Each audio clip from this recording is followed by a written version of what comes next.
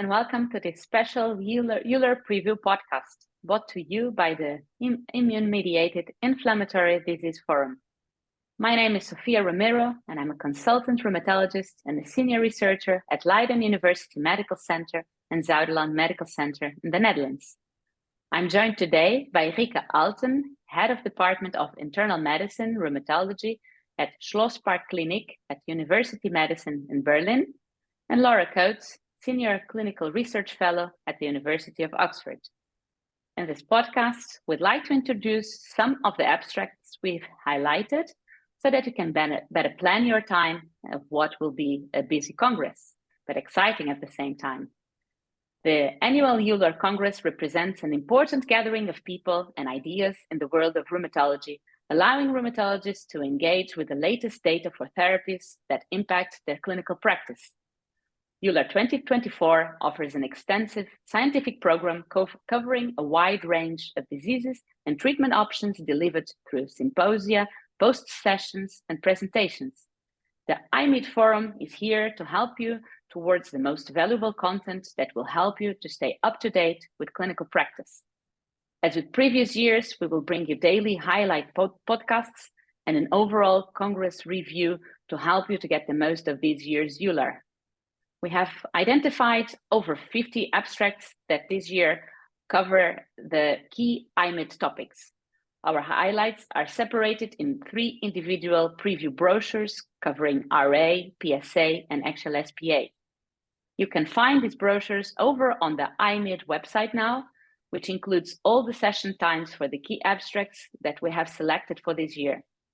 If you would also like to keep up to date with lupus at EULAR 2024, be sure to visit the lupusforum.com, where you will find a preview brochure featuring the steering committee abstract selection on this indication. Let's take a look at some of the IMED selections of this year, starting with RA. So Rieke, over to you. Thank you very much, Sophia. So I would like to cover the topic of rheumatoid arthritis. The first area will be highlighting these abstracts, especially both on emerging therapies and also, of course, also existing therapies for the clinical management of rheumatoid arthritis. There will be several presentations of data for new treatment options of this year's EULAR. One is on CD40 antibody abipropart in a phase 2 study presented by Ingrid Loof. And then there will be also an interesting presentation, also a phase 2 trial from VDJ-001, a high-affinity IL-6 antagonist antibody for the treatment of patients with rheumatoid arthritis. And in another session, Jing Liu will discuss phase 3 study of the selective JAK1 inhibitor SHR-0302 in patients with active rheumatoid arthritis and an inadequate response to other CSD-MADs. And an additional session I would like to mention especially is that from Georg Schett. He will present a scientific session on CAR T-cell therapy for inflammatory RMDs. I think that is very challenging for all of us to hear and listen to him. Recent advantages in the management of rheumatoid arthritis will be also nicely summarized by IMED Chair Ian McInnes in his session, What is New in Rheumatoid Arthritis? So now moving over to JAK inhibitors. Both filgotinib and also baricitinib remain important for the treatment of rheumatoid arthritis. And a fellow steering committee, Kevin Winthrop, has a poster on an integrated safety analysis of filgotinib over 4.3 years. I think that is very, very reassuring data on filgotinib. And then there are also good data on the efficacy and safety of baricitinib in different dosages, because we have the advantages of 2 and 4 milligram. I think that's also important. And another interesting presentation will be given by Neil Bazou. He will discuss the influence or the effectiveness of baricitinib and its potential to reduce comorbid fibromyalgia in patients with rheumatoid arthritis as assessed by an ultra-high resolution MRI. I think that's very interesting because we are all have this daily challenge with our patients with fibromyalgia.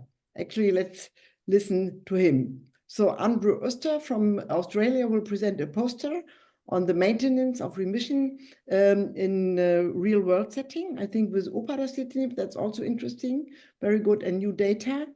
And old friend adalimumab, again, we see some data as adalimumab as a comparator. And one I would like to highlight is that presented by Paul Emery in a head-to-head comparison of abatacept and adalimumab in patients with an inadequate response to methotrexate in the so-called amplified trial. We have not heard so far from this one.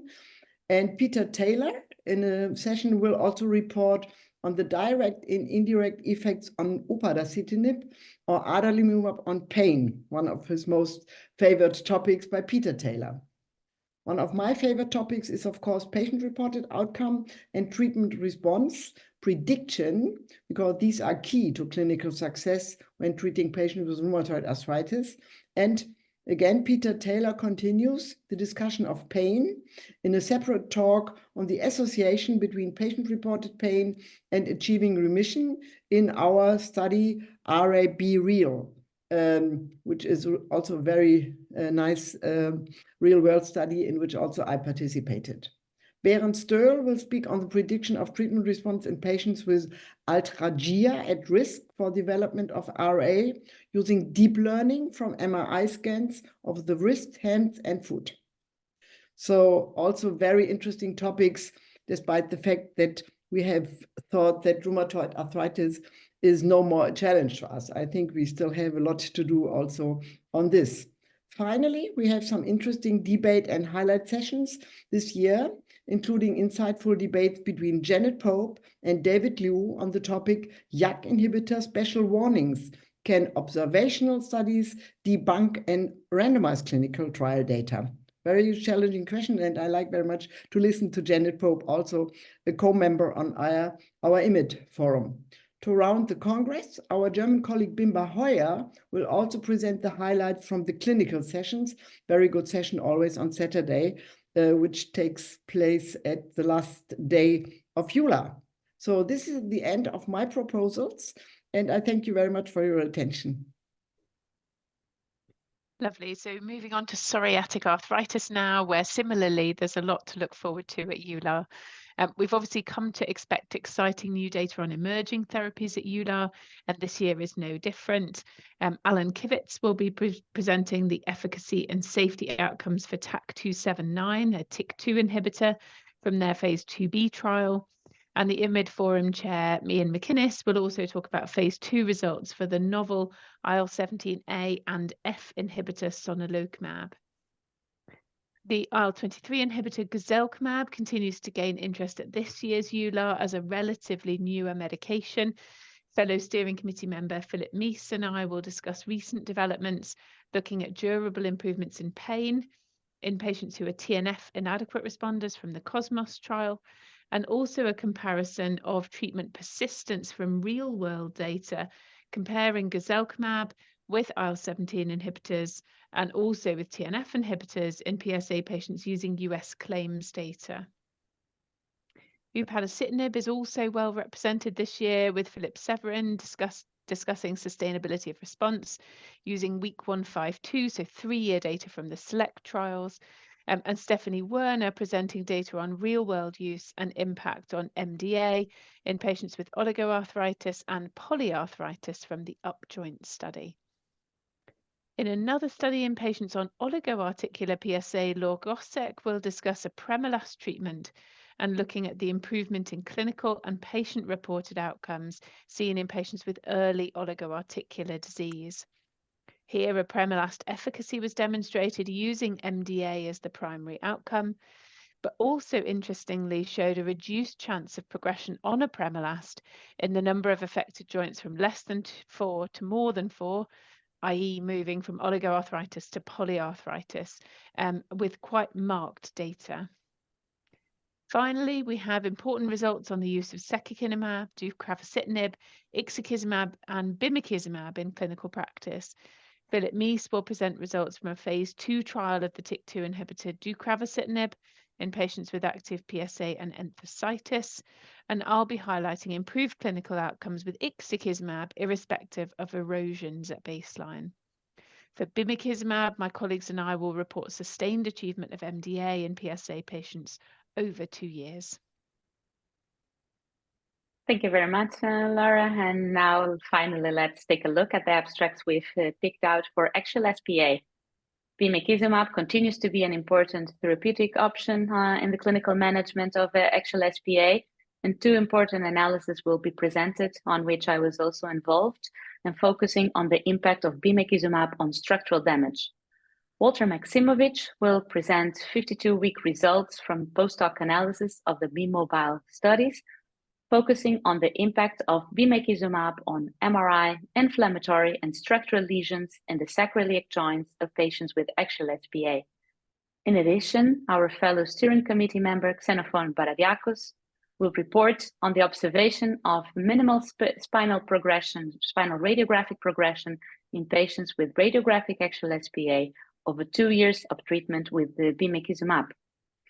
And of course, there are now multiple treatment options available for axSpA, and for both upadacitinib and ixekizumab will be represented this year. Will Philip van der Bos presenting a poster on the 2-year efficacy and safety data for upadacitinib from the phase 3 Select Axis 2 study, and a talk from Mikkel Ostergaard on a post-hoc analysis on the effect of ixekizumab treatment on MRI structural lesions in the sacroiliac joints of patients with radiographic axSpA. It is important to keep a broad view of axSpA during clinical management, to consider both early disease and the effect of treatment on comorbidities. And this year, Susanna Lukazik will report that sustained clinical remission is observed in over 60% of patients with early axSpA through a treat-to-target approach. And finally, Stephen Zhao will assess the comparative safety of JAK inhibitors versus TNF or IL-17 inhibitors for cardiovascular disease, venous thromboembolism, and cancer in patients with PSA and axSpA. Also in the area of early axSpA, and now that we have an ASAS definition for early axSpA, there are some interesting studies being presented. Diego Benavente and I will be presenting on Thursday a meta-analysis of RCTs comparing the efficacy of biological DMARDs in early versus established axSpA. And also on Thursday, Adrian Syria will be presenting in the poster tour on the effectiveness of TNF inhibitors in very early axSpA, defined as less than 1 year of actual symptom duration. And we hope that you have enjoyed this preview. The IMID Forum has plenty of more EULAR coverage planned as the Congress gets underway. For a condensed overview of the most important abstracts presented each day, be sure to look out for our daily highlight videos. After the meeting, we will broadcast our EULAR Congress Review podcast, where I will once again be joined by Rieke and Lara. This will be a great opportunity to listen to our discussions around some chosen abstracts. It's not to be missed. Don't forget to visit the imidforum.com and download our EULAR 2024 preview brochures, which will include details of the faculty's top abstracts. And all that remains for me to say now is enjoy the Congress.